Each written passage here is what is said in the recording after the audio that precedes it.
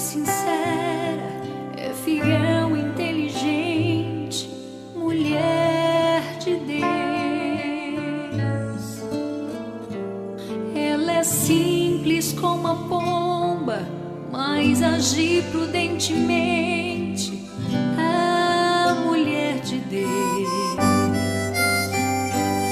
Ela sabe a hora certa de falar,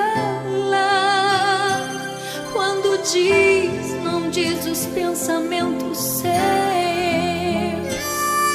pois a sua instrução vem lá do céu. Para a mulher de Deus, mulher de Deus, lado a lado a um grande homem ela está,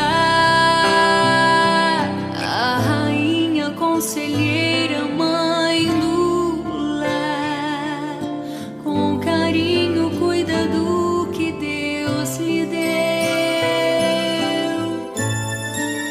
Mulher de Deus, foi criada de uma costela sem valor,